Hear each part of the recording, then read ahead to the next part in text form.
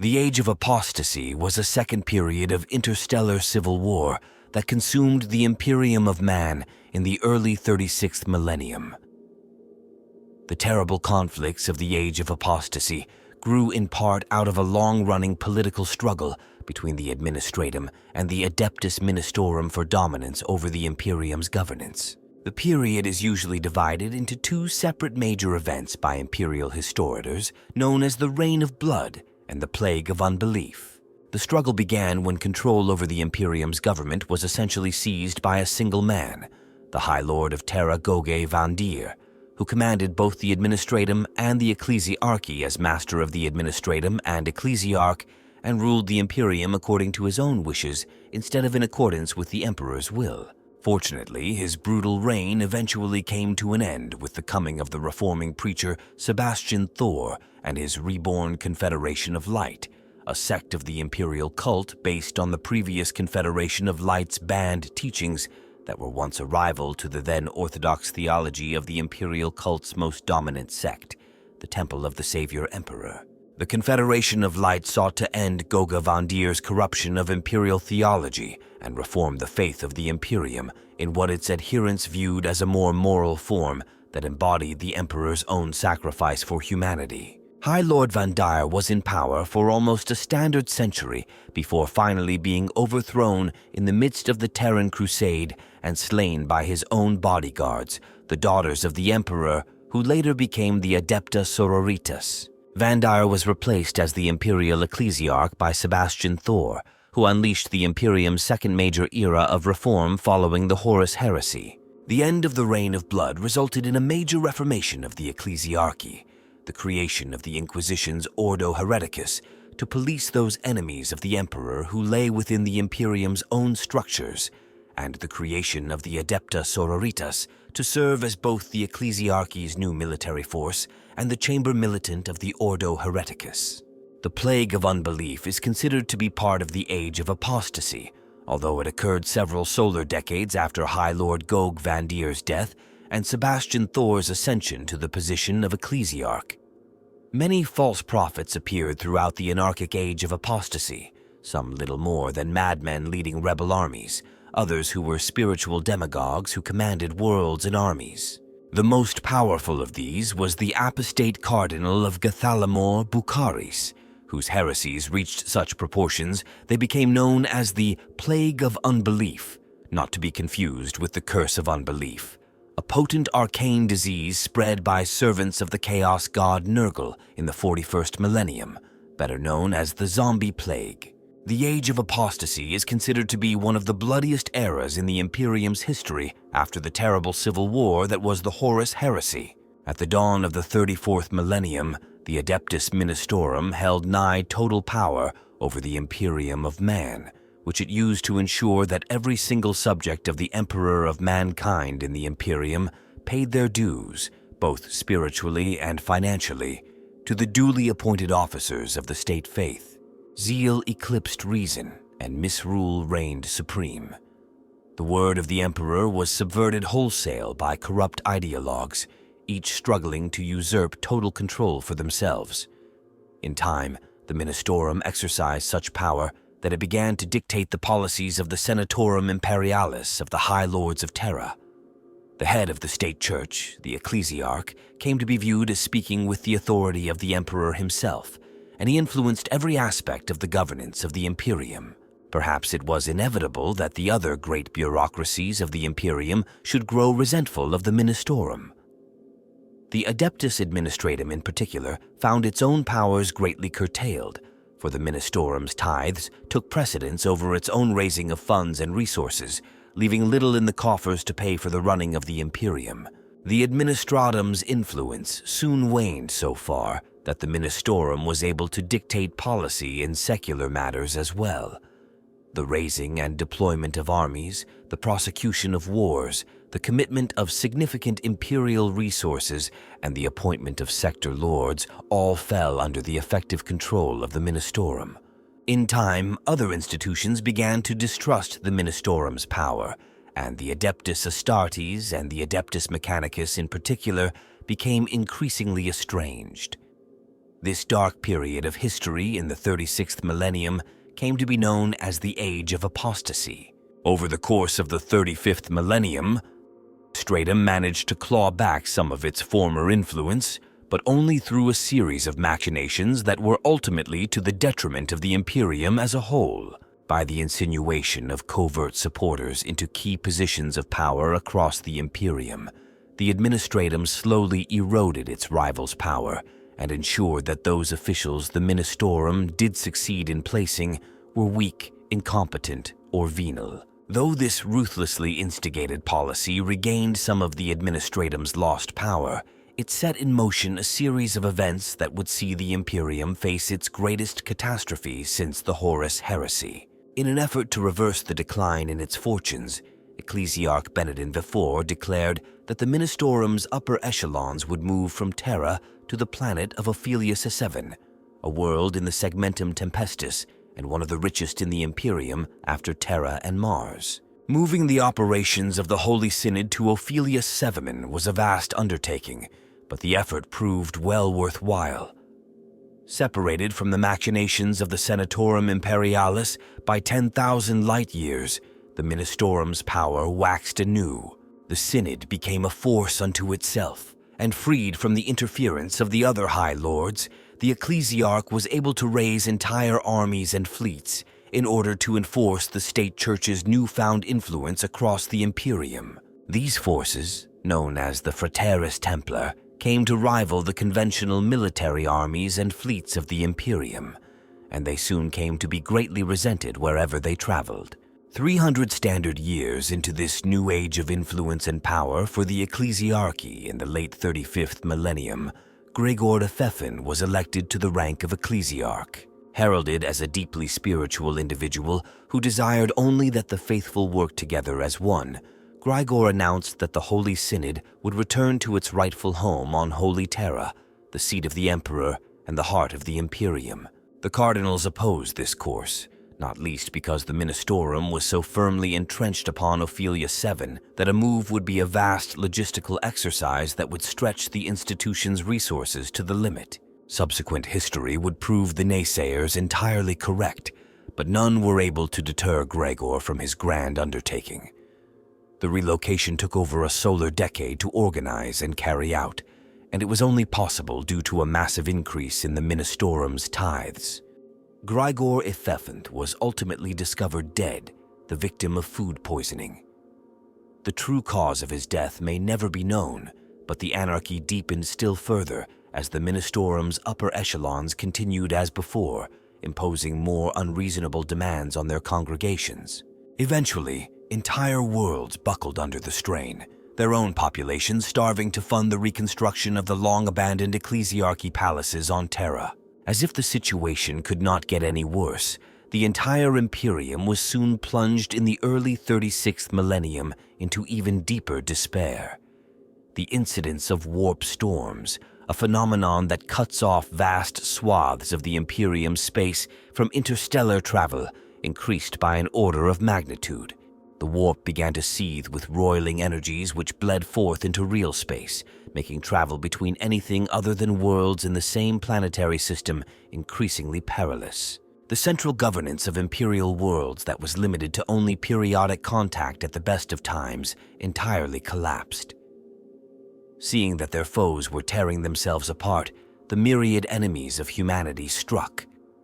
The traitor legions sallied forth from the Eye of Terror, using their own blasphemous sorceries to strike planets otherwise cut off from outside aid. Orcs traversed the warp in their ramshackle space hulks, uncaring where the tides of the Empyrean regurgitated them and wreaking havoc in regions previously beyond their reach.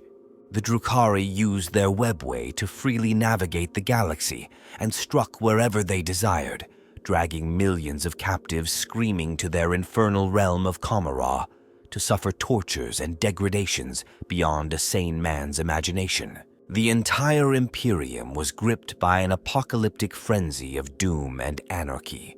Countless new religious sects sprung into being, many proclaiming that the God Emperor was enacting his final judgment upon mankind and that the end times were at hand. No world was untouched by the anarchy, as whole populations rose up in increasingly bizarre and extravagant acts of penance and self-flagellation. Anyone who dared attempt to reason with such doomsayers were declared heretics, and world after world tore themselves apart in an orgy of bloodletting and violent penance. Goge Vandire was the 361st Master of the Administratum, a position he had attained in the early centuries of the 36th millennium by the ruthless application of bribes, threats, and outright assassination. A strident opponent of the power of the Adeptus Ministorum, Vandire had plotted against it for many years. Shortly before his ascension to the rank of High Lord of Terra, Vandire brought about the selection of a man of his own, choosing to head the ecclesiarchy, ensuring that none could stand before his subsequent rise. The new ecclesiarch, Paulus III, was perhaps the weakest man ever to have served in that office, and soon after his ascension rumors regarding the myriad degeneracies in which he reveled began to circulate amongst the upper echelons of the Imperium's ruling bodies. As confidence in the new ecclesiarch plummeted, Goge Vandire made his move. Leading a band of his most trusted retainers, the Master of the Administratum forced entry into the ecclesiarchal palace, gunning down any who attempted to deny them access to Paulus's personal wing.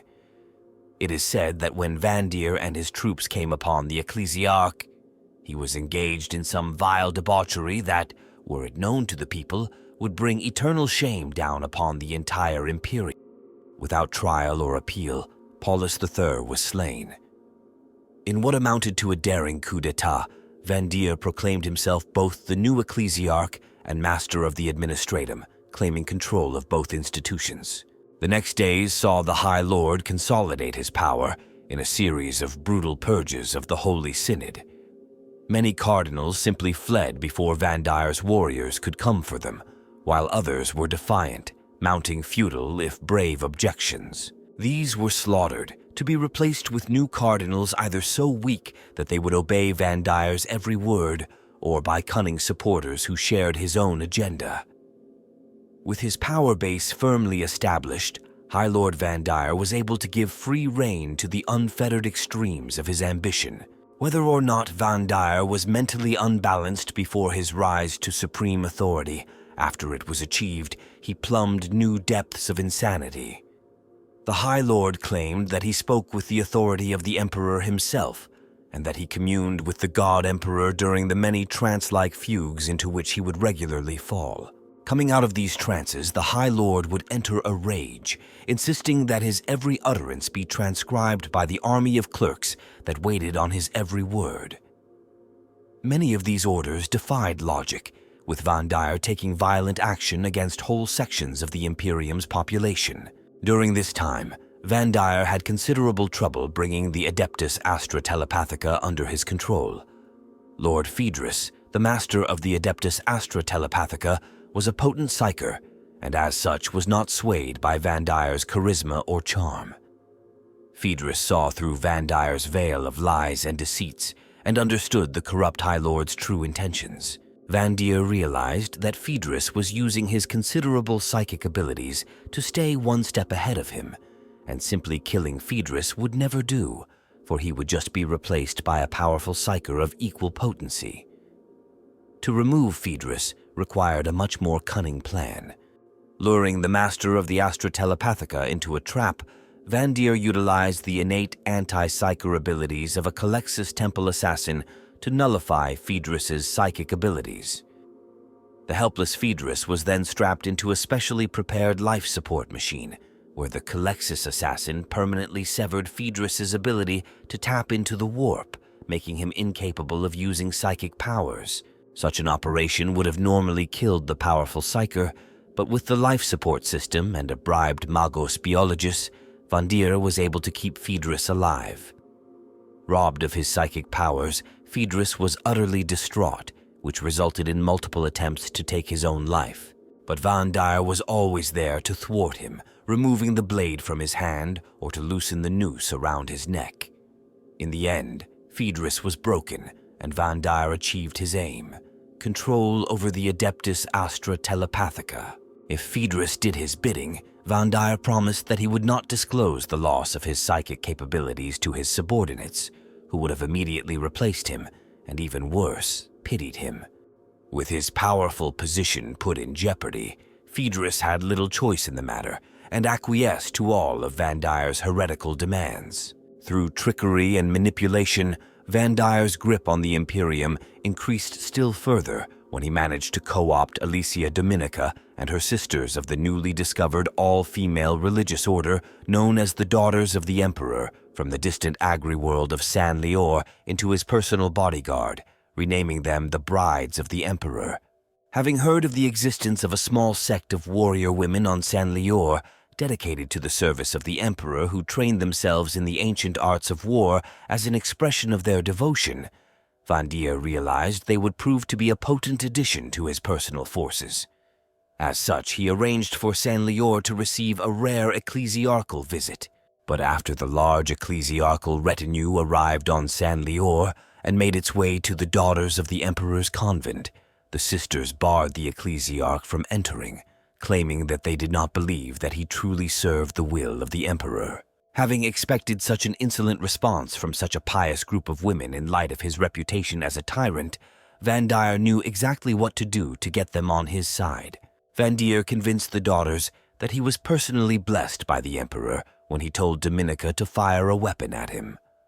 The shot bounced off of the High Lord, who was secretly wearing a conversion field generator, though he pretended that it was the Emperor himself who would not allow him to be harmed, earning the daughters absolute but naive loyalty, as they had never seen such advanced technology before.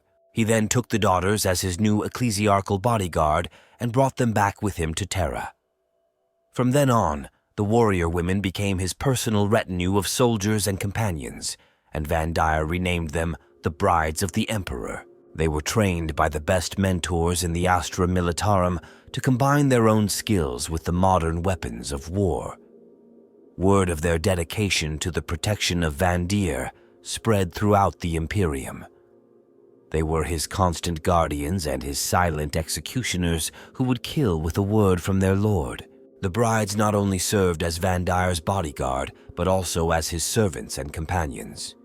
They tasted the High Lord's food, fed him when he fell weak with illness, nursed his frail body back to health, and entertained him with singing, dancing, and other, more exotic skills. For all their gaiety on occasion, the brides of the Emperor were still hardened fighters, and when the Holy Synod of the Ecclesiarchy tried to have Vandire assassinated a few years later to rid themselves of the tyrant, the brides went into the Synod's meeting chambers, doors, and emerged a solar hour later, carrying the severed heads of every cardinal present.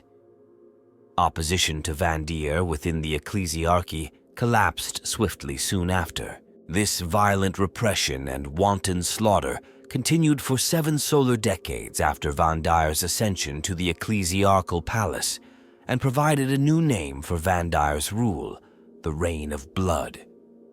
The immense resources of the Adeptus Ministorum were directed towards bloodthirsty pogroms against often imagined heretics and the building of immense new monuments to the Emperor and Vandire. However, Vandire's insanity was always directed outwards, and though distant planets boasted kilometer-high spires and cathedrals, the Terran ecclesiarchal palace was allowed to fall into decay once more. Vast wings of the palace fell silent, none save the brides of the Emperor daring to enter the presence of the High Lord, so erratic had his paranoid outbursts become. For the masses, there were only 2 choices: submit utterly to the rule of High Lord Vandire, or be crushed by the brides of the Emperor and the Frateris Templar. Those worlds not gripped by anarchy or locked within the deadly embrace of warp storms were entirely in Vandire's thrall, the toils of the populations directed towards his glory. Yet in one distant corner of the galaxy, upon the once decimated world of Dimamar, there sparked a glimmer of hope. That hope was a man, and his name was Sebastian Thor. Sebastian Thor was a supremely humble priest of the Imperial Creed, who never courted or coveted the immense power he would one day come to wield. He was a simple preacher, but the passion and wisdom of his oratory caused the faithful of Dimamar to flock to him from far and wide. He spoke out against the injustice of the High Lord's rule, and while most who did so would soon be ruthlessly suppressed, his supporters always protected him from the attentions of Vandire's agents. In fact, many of the assassins dispatched to deal with the bothersome backwater rabble-rouser were converted themselves and protected him against many subsequent assassination attempts. In a rage as Thor's influence slowly grew across his world and his actions were reported to Terra, Vandire mustered a vast army of the Frateris Templar at the Clax system and dispatched them to Dimamar to reduce the nest of heretics to ashes once and for all.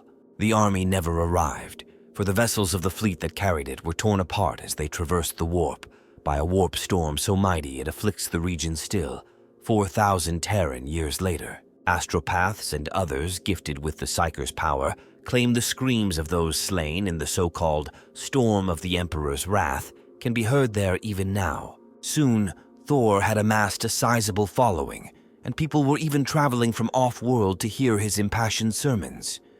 It was then that members of the ancient and prescribed Confederation of Light, a sect of the Imperial Creed that had once opposed the Temple of the Savior Emperor that became the established Adeptus Ministorum, came to Thor, men and women who had hidden their faith since the dark time of the First War of Faith in the 32nd millennium.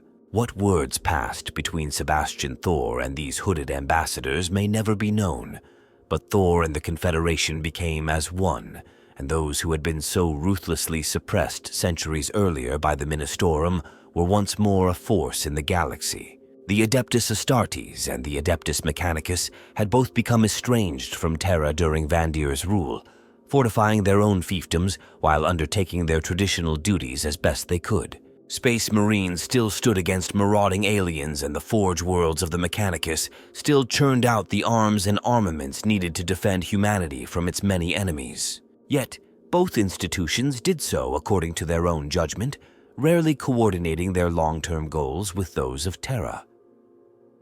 The Mechanicus and the mighty Space Marine chapters continued to play only a small role in the events of the Age of Apostasy.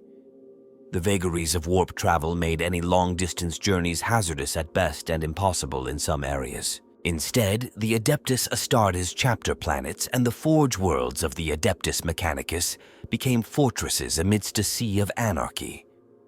These organizations were on the defensive, protecting the few star systems they could from the ravages of the Age of Apostasy and the carnage of Vandire's Reign of Blood. With news of Sebastian Thor and the spread of his mighty army of the faithful, the Confederation of Light, many Space Marine chapter masters in the Segmentum Solar and the sectors nearest to Terra in the rest of the Imperium began voicing their support for this reform movement. The chapter masters of the Adeptus Astartes and the fabricators of the Adeptus Mechanicus began to voice their concerns. Gastaf Hedriatix, the fabricator general of Mars and the very highest of the servants of the machine god, issued a demand to the Holy Synod of the Ecclesiarchy. The High Lord Vandire had to be immediately indicted and called to account for his deeds. In response, Vandire dissolved the Senatorum Imperialis, the Council of the High Lords of Terra, and ordered what forces he had left to assault those of the Adeptus Astartes and the Adeptus Mechanicus who questioned his authority. Needless to say, most of Vandire's commanders refused such a suicidal course of action, and the insane High Lord condemned these as heretics. Finally, the Fabricator General saw that he and his allies had no choice but to depose Vandire themselves. A vast army of Adeptus Mechanicus Tech Guard, spearheaded by 4 chapters of Space Marines, the Imperial Fists, Firehawks, Soul Drinkers, and Black Templars, launched themselves towards Terra to besiege the Ecclesiarchal Palace in 378. M36 in what became known as the Terran Crusade. Ultimately, it was not the armies of the Space Marines and the Tech Priests that brought about the doom of the High Lord Goge Vandire. It was his most trusted companions, the Sisterhood of the Brides of the Emperor. Throughout the Reign of Blood, one faction had remained apart from the bloodshed and devastation of the era. Within the secure walls of the Imperial Palace, the Adeptus Custodes, the guardians of the Emperor himself, had continued their eternal vigil over the Golden Throne. To escape the anarchy that prevailed in the wider Imperium, and to ensure the protection of the Emperor, the custodians had cut themselves off from the outside completely. Only scraps of information passed through the sealed walls of that most sacred of places in the galaxy, and it was only when the Space Marines and the Adeptus Mechanicus moved against Vandire that the full extent of the treachery perpetrated by the renegade High Lord became known to them. In secret meetings with the commanders of the Space Marines, the Adeptus Custodes learned of the reign of blood and how the brides of the Emperor defended the traitorous High Lord. The mysterious order advised the Space Marines to continue their attack while they would do what they could. A small contingent of custodians, led by a centurion of the Companions, made its way into the very heart of Vandire's domain. Surfacing within the ecclesiarchal palace, not far from Vandire's audience chamber, they were confronted by the brides of the Emperor. Calling for a truce and a parley, the centurion laid down his weapons and walked unarmed to meet the guardians of Vandire. For a solar hour he made an impassioned plea for the brides to revoke their oaths, striving to convince them that they were fighting for evil, not the Emperor. However, they were not to be swayed by his arguments, and the nameless centurion had only one option left. Leaving his warriors as hostages, the centurion guided their leader, Alicia Dominica, and her personal bodyguard of 5 female warriors, Arabella, Catherine, Lucia, Mina, and Silvana, into the center of the imperial palace itself, the Sanctum Imperialis, to stand before the God Emperor upon his golden throne.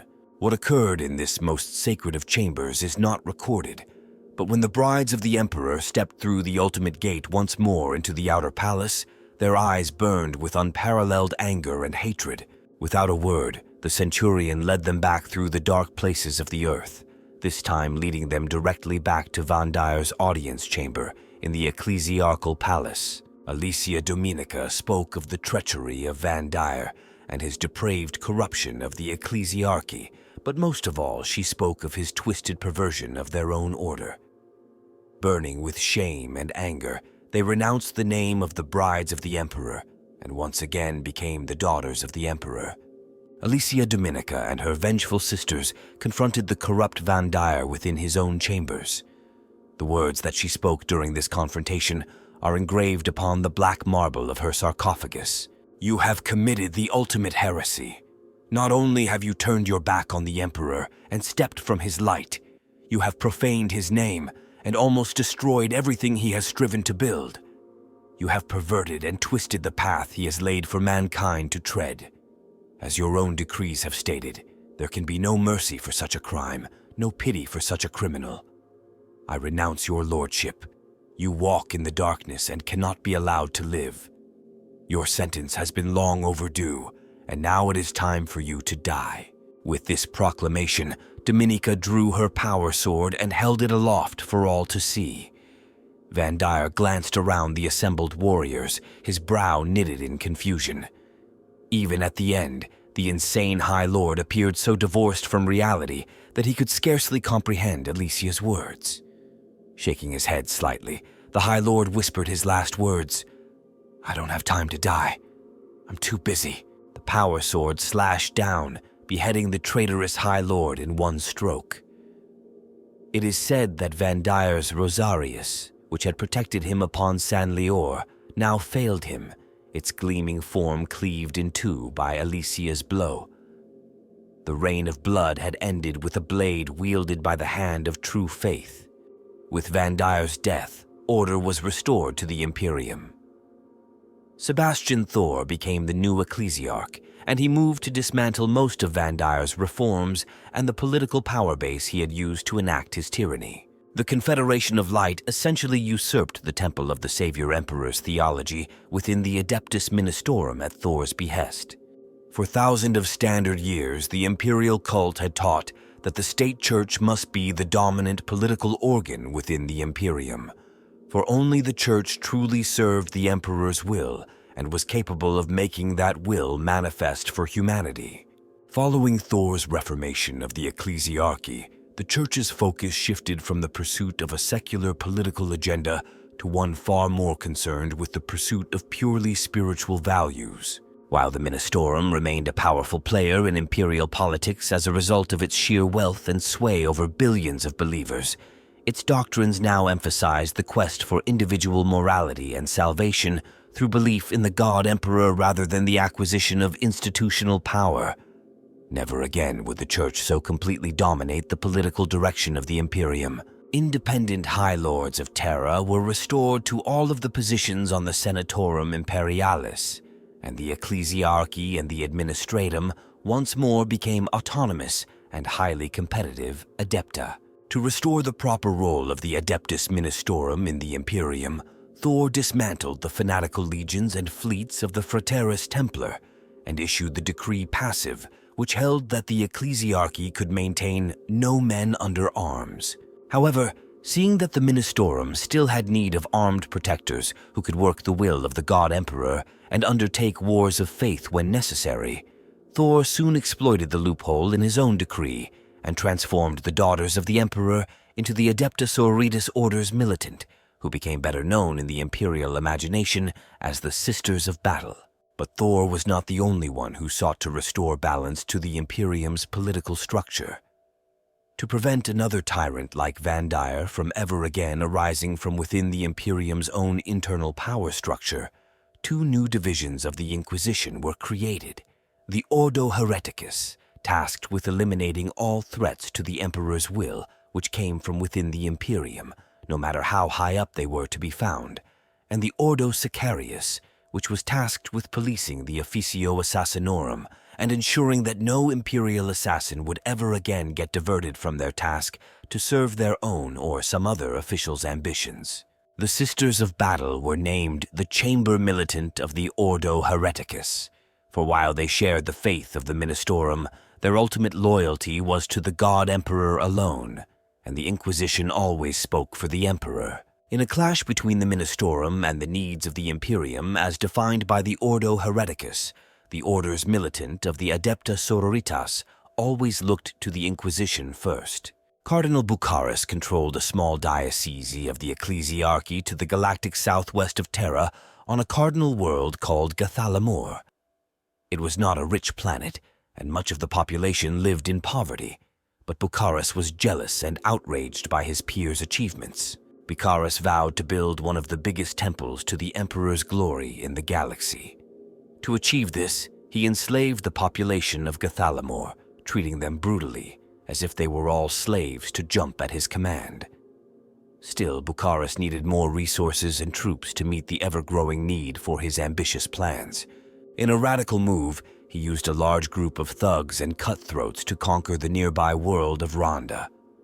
The planet had many rich mines producing all of the vital materials Bucharis needed to complete his designs. Also, the personal wealth of Bucharis grew from the profits made from the sale of precious ores and resources across his sector of the Imperium. Two other major players in the Plague of Unbelief were Admiral Sehala, a flag officer of the Imperial Navy, and Colonel Gasto of the Regelian Dotithimvith Regiment of the Astra Militarum. Bucharis met with both of them on Rhonda, and they joined forces under the Cardinal's command. Now, Bucharis had both naval support and real soldiers to fight for him, and he used them to carve out a small empire to the galactic west of Terra. He conquered 50 planets in 7 years, using their resources to reinforce his army and continue his building plans. Bucharis's private empire was hidden from the Imperium by vast warp storms covering the entire region, and news of Sebastian Thor's ascension to the position of Ecclesiarch and the reorganization of the Ecclesiarchy had not reached the general population. It had, however, reached Bucharis through his agents in the Ecclesiarchy. He used his control of his local portion of the Imperial Navy to make sure no news of this reached the population, as it would mean the end of his empire. He used his power to announce that the Ecclesiarchy had fallen and that it was corrupted by traitors and heretics. Taking after High Lord Goge Vandire, he declared himself to be the mouth of the Emperor and made himself the head of the Adeptus Ministorum in his little empire. He gave elegant speeches to the people of his world, and they lapped it up, believing his words to be the Emperor-given truth. Terra was a lost cause, And Gathalamor was the center of the imperial cult's religion now. His speeches spread to other worlds he had not conquered, and his teachings soon became dogma on many of these planets. People were taught by Bucharis to look after only themselves. Those who could not or suffered from poverty or unemployment were less than human and did not deserve the concern of their fellows. Bucharis's speeches were met with thunderous applause, and many people believed that this was the way humans would survive, by striving for their own selfish advancement. The weak and the poor and the undeserving would be left behind, and only the strong and prosperous would survive. After these speeches, Bucharis's planets were transformed into worlds where mobs ruled and fought amongst themselves, while petty nobles used their wealth and independence to rule. Neighbors often fought, and families split over the spoils from the arising chaos.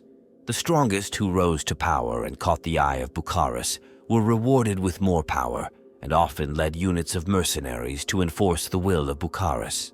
Those who succeeded were rewarded with lavish gifts, and those who failed were punished accordingly. Even though Bucharis's empire was growing, he was hesitant of getting too close to Terra.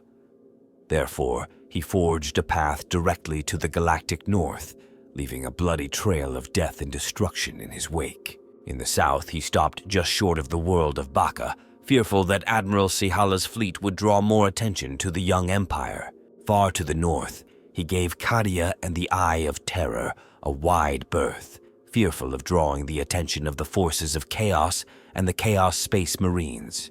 Although it is possible that the warp storms were created by some evil machination of the gods of Chaos, in an attempt to rend the Imperium apart even further than the Age of Apostasy already had done.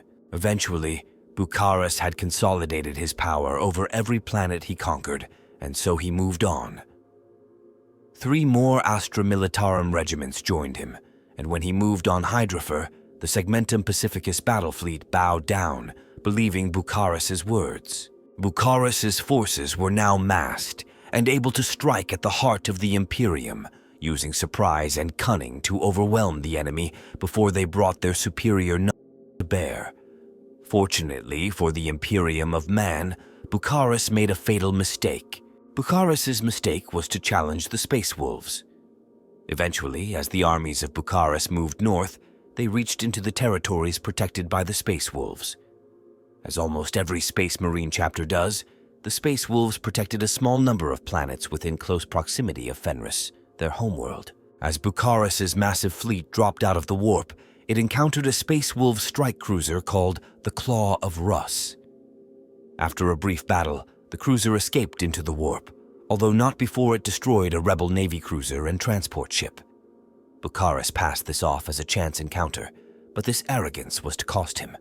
He ordered his starships to continue, taking planet after planet, until they jumped into the 5th star system. Here they met a surprise. This system contained the world of Fenris itself, the home of the Space Wolves, and as soon as the rebel Navy forces powered down their warp drives, the Space Wolves' fleet attacked. The Space Wolves were outnumbered and outgunned, but even this didn't stop them. They tore a hole in the rebel Navy fleet before retreating to lick their wounds and begin a hit-and-run attack campaign. They managed to keep about 2/3 of Bucharis's fleet occupied, but his forces still managed to make a landing on Fenris. Hundreds of transport ships descended into the thick, stormy atmosphere of Fenris, and several were destroyed by the storms alone, and more by the defensive laser batteries from the ground. Despite this, a landing base was established, and thousands of rebel guardsmen swarmed out onto the ice of the northern regions of the planet. Despite the poor conditions, the troops of Bucharis were enraged at the loss of so many of their compatriots and vowed to destroy the Space Wolves. Any Fenrisian captured was put to work, supplying the guardsmen and laying out makeshift roads across the glacial flats. Though they were enslaved, the Fenrisians were not to be kept down easily. Several regiments of Imperial Guardsmen were kept out of the fighting to keep the Fenrisian slaves from revolting. Bucharis had conquered most of the planet before he approached the vast polar fortress that served as the Space Wolves' fortress monastery and was called the Fang. The rebels surrounded it and waited for more forces to be shuttled down from orbit. The Space Wolves' fleet maintained its hit-and-run tactics, destroying rebel transport ships before they managed to reach orbit. Despite this, the hills were swarming with rebel guardsmen. Gigantic cannons bombarded the Fang, and orbital ships rained fire from above. The mountains shook, creating avalanches and much destruction. Still, the defenses of the Fang remained intact. This allowed the Space Wolves to sally forth and destroy the earthworks and giant cannons of the Apostate Cardinal. Wolf Scouts were dispatched to disrupt the rebel supply lines, and many cannons fell quiet due to a lack of ammunition. The hills were full of tunnels that the Bloodclaws used to reach deep into the enemy army, killing with their bare fists to save ammunition. Long fangs were even known to blow apart mountains to crush the armored columns of the enemy. Space Wolf dreadnoughts were used to smash into the heart of marching rebel columns. All of this dragged on for solar months. Bucharis sent in suicide missions promising great wealth for the first warrior to breach the walls of the Fang.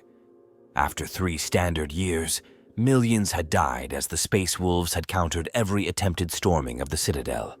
Bucharis drew in more and more of his rebel forces until even those on faraway Gathalamor were down to a quarter of their normal strength. Bucharis believed his planets to be under his total control, so he felt he could draw so many guardsmen away from their former occupation. Fate, as it has a habit of doing, intervened again, except this time it would bring disaster for Bucharis. A vast Space Wolves force of battle barges emerged at the edge of the Fenris system. Bucharis's fleet was taken completely by surprise, and the Space Wolves' fleet took no time between arriving and attacking. Nearly half of Bucharis's fleet was destroyed in the first attack, and trapped between the new arrivals and the harassing Space Wolves' fleet, Admiral Sehala ordered a retreat.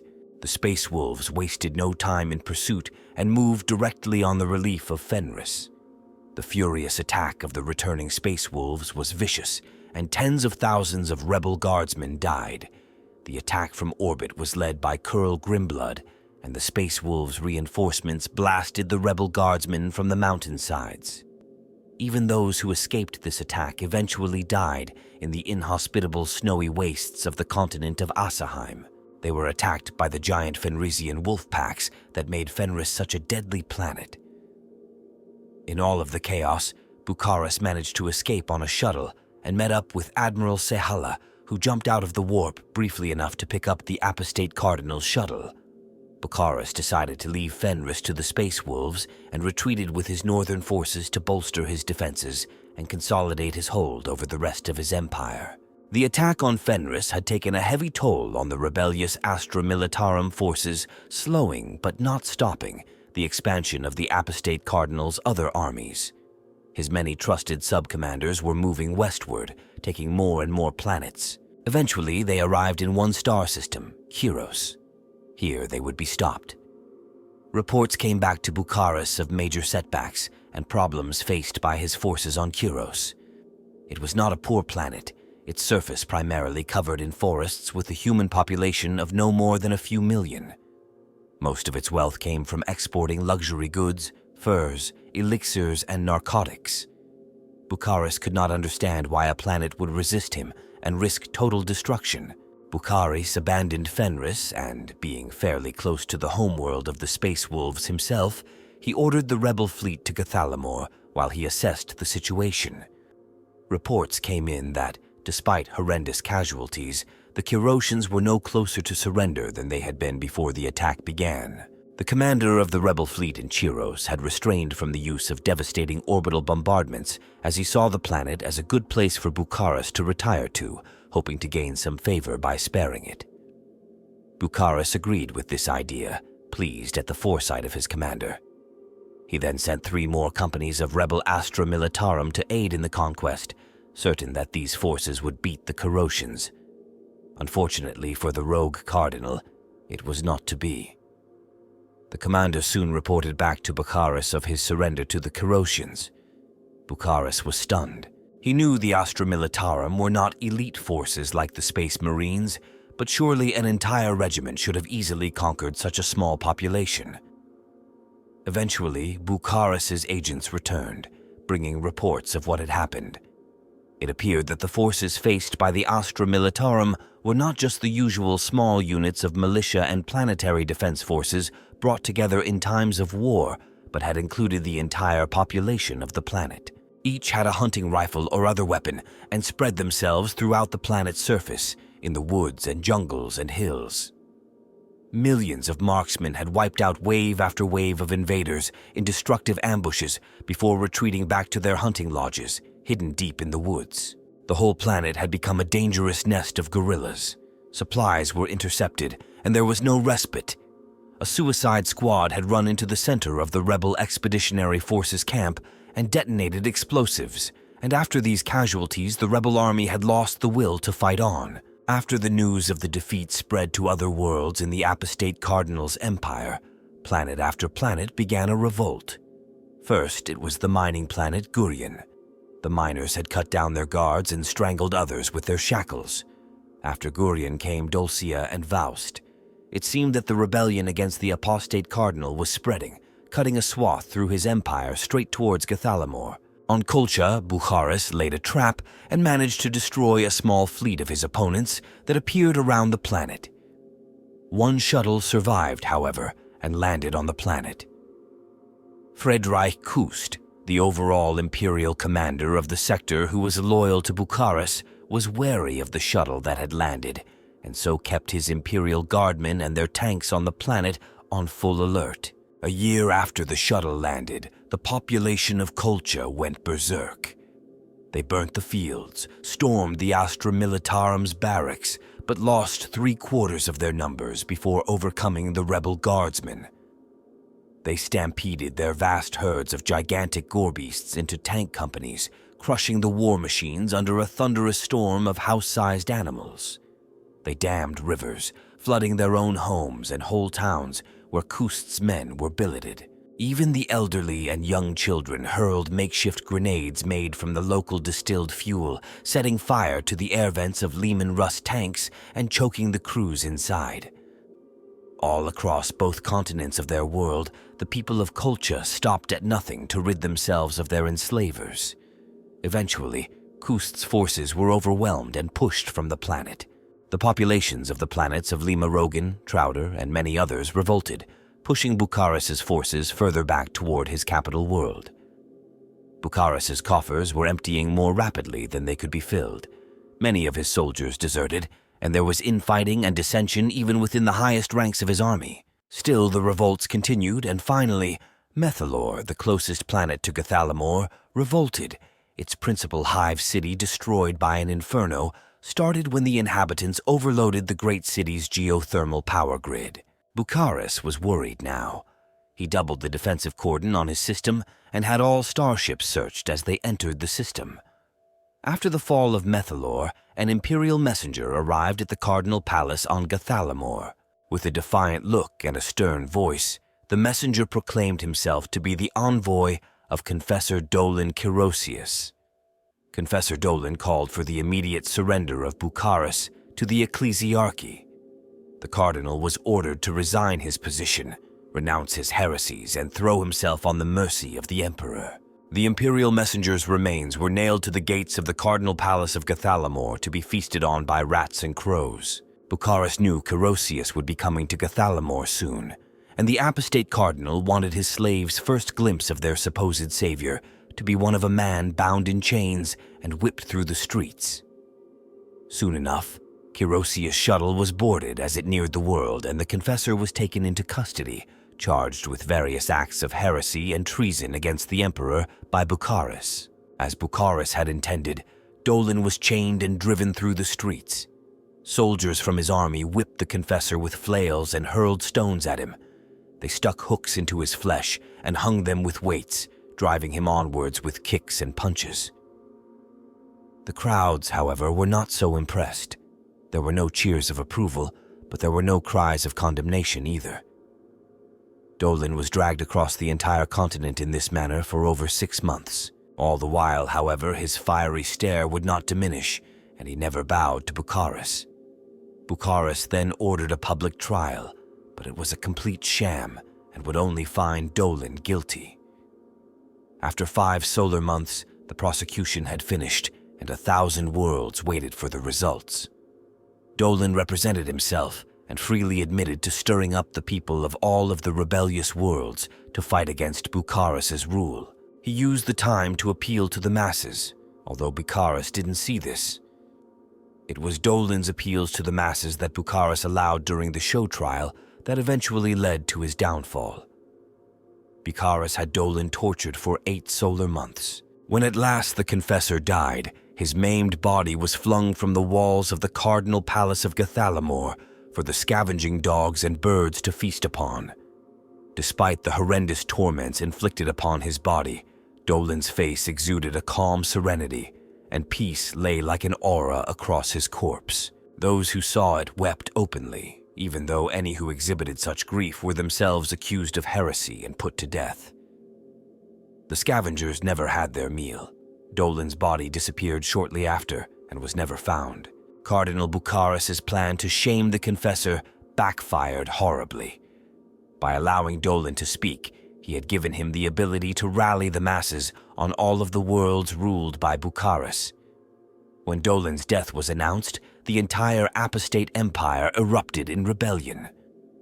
The populations of 1,000 worlds overthrew their cruel overseers almost at the same time. The men, women, and children were inspired by the will of the Confessor and faced their enemies' guns with bare hands. Bucharis' Cardinal Palace was stormed as traitors from within his own ranks opened the gates. Bucharis fled the palace while a small handful of loyal warriors held back the tide of doom coming his way. He used tunnels to escape the palace and ran to the spaceport, giving up all he had worked for to save his own life. Just as he was boarding a shuttle, the inhabitants ran the electric fences by piling on them to make them short-circuit. He was captured in a wave of screaming humanity, and his body was torn to pieces. The remains of his body were never recovered, but when the mass moved away, the scattered ashes of a fire was all that was left to mark the place of his death. With the apostate cardinal's death, the Inquisition moved swiftly to conduct a massive purge of Bucharis' empire, sending tens of thousands of those who had served Bucharis to the Emperor's justice. The High Lords of Terra soon re-established full control over the regions of the galaxy that Bucharis had controlled, while the Ecclesiarchy established thousands of missions on the worlds of Bucharis' empire to restore the true teachings of the imperial cult. The plague of unbelief, the final symptom of the age of apostasy, came to a merciful end. During the Reign of Blood, the worlds of the Imperium were strewn with mighty statues depicting the figure of the High Lord Goge Vandire, many so massive they towered over those of the Emperor himself. During the Reformation of the State Church that followed the High Lord's fall, many of these hated idols were torn down by the masses and either broken up or dragged off to distant regions of the worlds, there to slowly erode as the vagaries of nature dictated. Many such graveyards of fallen idols still exist, all access to them denied to the masses as an example of the High Lord's evil. These are eerie, doom-laden places, heavy with the weight of ages and haunted by the ghosts of that tragic era where only the insane and the deluded dare trespass. Some monuments to Vandire were simply too massive to tear down, or else were incorporated into the fabric of even larger cathedrals, so that they could not be removed without recourse to destroying the entire structure. Many of these were remade in the image of other saints or of Sebastian Thor himself, turning the hated countenance of Vandire into one more deserving of the adulation of the masses. A very few were desecrated when the High Lord fell, and stand to this day as a grim reminder of the danger of worshipping a mortal man over the divine godhead of the Emperor himself.